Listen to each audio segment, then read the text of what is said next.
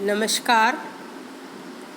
आज हम स्टार्ट करेंगे बीएससी पार्ट 2 और उसमें हम फेस रूल के आगे हम रेस्ट्रिक्टेड कंडीशन, उसके लाभ और उसकी सीमाएं और उससे रिलेटेड कुछ न्यूमेरिकल देखेंगे। तो सबसे पहले हम देखते हैं face rule under restricted condition यानी मर्यादित प्रावस्था नियम।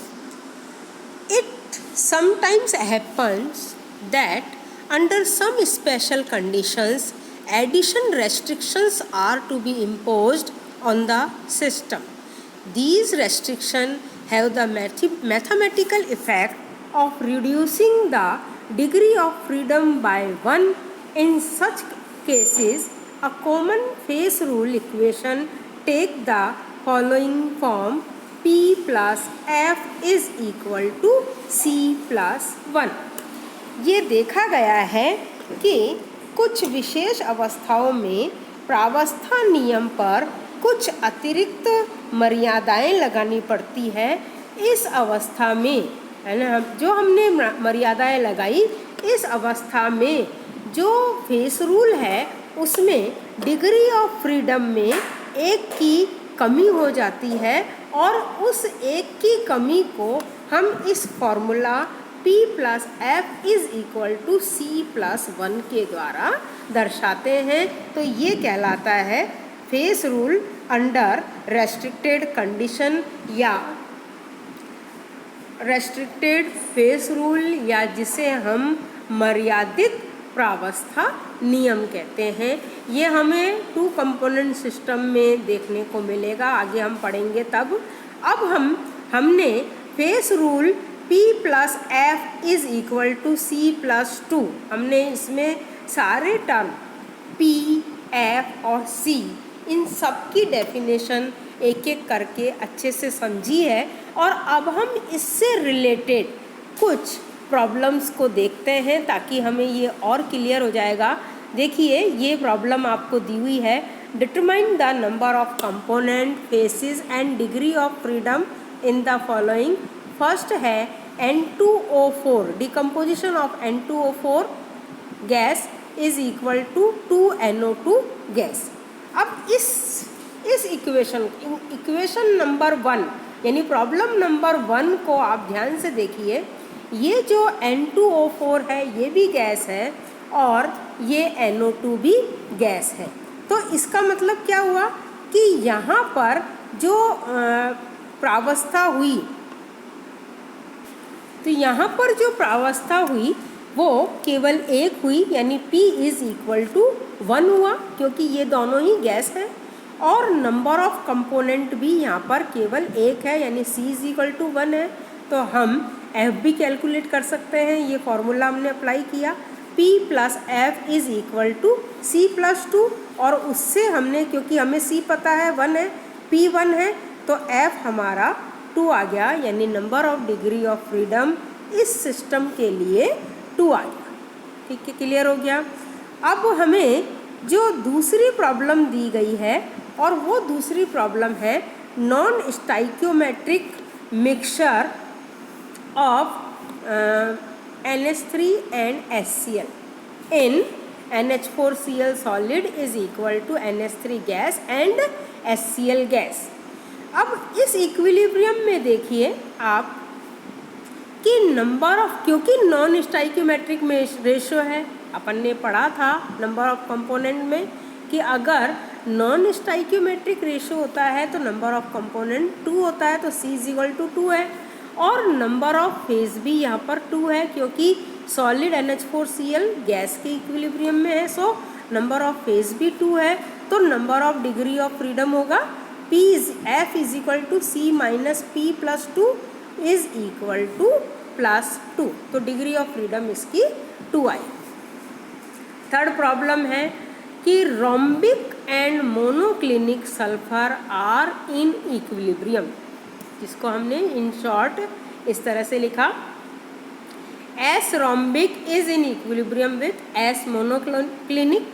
तो नंबर ऑफ फेज कितने हुए देखिए यहाँ पर 2। कैसे हुए? एक तो रोम्बिक फॉर्म है, ये दोनों अपर रूप है ना, एलोट्रॉप्स है, तो रोम्बिक सॉलिड हो गया एक, मोनोक्लिनिक, एक सॉलिड हो गया, तो नंबर ऑफ फेस 2 है। एंड नंबर ऑफ कंपोनेंट इसके 1 है। चाहे हम रोम्बिक लें चाहे मोनोक्लिनिक, दोनों को ही हम सल्फर से एक्सप्रेस कर सकते हैं, इसलिए नंबर ऑफ कंपोनेंट इसके 1 हो गया। तो इस सिस्टम की जो number of degree of freedom है वो हमारे पास 1 आ जाएगी, यानी सिस्टम इसका मोनोवेरिएंट होगा। लास्ट प्रॉब्लम है कि 2 partially miscible liquid in the absence of vapour. देखिए, क्योंकि इसका मतलब क्लोज कंटेनर में है ये और 2 पार्शियली मिसिबल लिक्विड है, तो इसका मतलब नंबर ऑफ फेसेस इसमें 2 हो गए, और जितने लिक्विड उतनी जो नंबर ऑफ कंपोनेंट लिक्विड है वो फेस 2 हो गए, और उसके लिए जो कंपोनेंट है वो भी 2 होगा।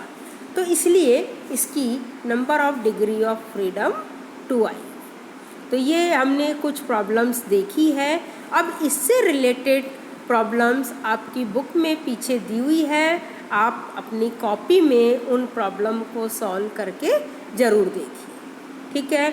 अब हम स्टार्ट करते हैं प्रावस्था नियम के लाभ या एडवांटेज ऑफ फेस रूल, ठीक है। अब देखिए, हम जैसा कि अपन ने प्रावस्था नियम जो है ये ऊष्मागतिकी पर आधारित है, यानी थर्मोडायनेमिक पर बेस है, और इसको हम एक एग्जैक्ट साइंस कह सकते हैं। और इसमें हमें हेट्रोजीनियस इक्विलिब्रियम के अध्ययन में कुछ लाभ मिलते हैं जो हम देखते हैं। देखिए, सबसे पहला इसका फ़ायदा है, जो लाभ है वो ये है कि फिज़िकल और केमिकल दोनों प्रकार के हेट्रोजीनियस इक्विलिब्रियम की स्टडी में ये नियम का भी काफ़ी लाभप्रद है। दूसरा, इस नियम में पदार्थ की मात्रा और प्रकृति से कोई संबंध नहीं है, यानी हमें केवल नंबर ऑफ फेसेस और उनके कंपोजिशन का ही पता करके और हम उसकी सिस्टम की स्टडी कर सकते हैं, यानी हमें उस सब्सटेंस की अमाउंट, उसकी नेचर और उसका कोई मतलब अभिक्रिया का कोई इस फेस रूल से रिलेशन नहीं है। थर्ड, इसका जो लाभ है वो ये है कि प्रावस्था नियम प्रयोग करते समय पदार्थ की संरचना के बारे में किसी पूर्व धारणा की आवश्यकता नहीं है। और चौथा इसका है लाभ कि भिन्न भिन्न प्रकार के विषमांगी साम्यों को स्वतंत्र कोटि के आधार पर एक साथ वर्गीकृत करने की आवश्यकता नहीं है। और लास्ट है कि प्रावस्था नियम विभिन्न तंत्रों के आचरण के पूर्वानुमान में सहायक है। ये सारे लाभ हैं। और अब हम देखते हैं प्रावस्था नियम की सीमाएं, यानी लिमिटेशन ऑफ फेस रूल। देखिए कि इसकी जो सीमाएं हैं इसको ख़ास तौर से हमें ध्यान रखना है, क्योंकि हमने जब डिग्री ऑफ फ्रीडम हमने पढ़ा था तो हमने उस डिग्री ऑफ फ्रीडम में केवल 3 variable temperature, pressure and composition पर ही हमने विचार किया था, जबकि और भी वेरिएबल्स होते हैं जैसे जो कि उस रिएक्शन को प्रभावित कर सकते हैं, और वो वेरिएबल्स है जैसे मैग्नेटिक इफ़ेक्ट, इलेक्ट्रिक इफ़ेक्ट और विकिरणशील प्रभाव, यानी जो रेडिएशन इफ़ेक्ट है।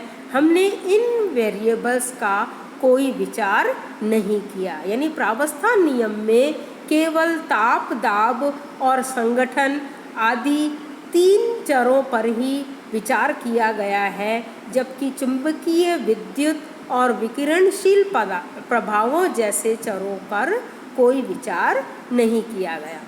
दूसरा, इसकी सीमा है कि प्रावस्था नियम में गुरुत्वाकर्षण बल पर भी विचार नहीं किया गया है, यानी इस रूल में ग्रेविटेशनल फोर्स को कंसिडर नहीं किया गया है। थर्ड है कि कोई प्रावस्था ठोस अथवा द्रव इतनी सूक्ष्म विभाजित नहीं होनी चाहिए कि वह पृष्ठ तनाव और वाष्प दाब से प्रभावित हो जाए। तो इसका मतलब ये हुआ कि जो भी आप लिक्विड और सॉलिड ले वो फाइनली डिवाइडेड नहीं होनी चाहिए, क्योंकि अगर ये फाइनली डिवाइडेड हुए तो इन पर सरफेस टेंशन और वेपर प्रेशर का इफेक्ट आ जाएगा। और लास्ट है कि जैसा अभी हमने पढ़ा था, रेस्ट्रिक्टेड फेस रूल अप्लाई होता है, यानी कुछ विशेष अवस्थाओं में प्रावस्था नियम पर कुछ अतिरिक्त मर्यादाएं लगानी पड़ती है। ऐसी अवस्था में हमें मर्यादित प्रावस्था नियम का उपयोग करना पड़ता है। तो इसका मतलब ये भी एक लिमिटेशन हो गई कि जो डिग्री ऑफ फ्रीडम है इज़ रिड्यूस्ड बाय 1। तो हमें रेस्ट्रिक्टेड फेस रूल यानी face rule under restricted condition apply करना पड़ता है। तो इन सब चीज़ों का आपको ध्यान रखना है, इसकी सीमाओं को अच्छे से आपको पढ़ना है। Thank you.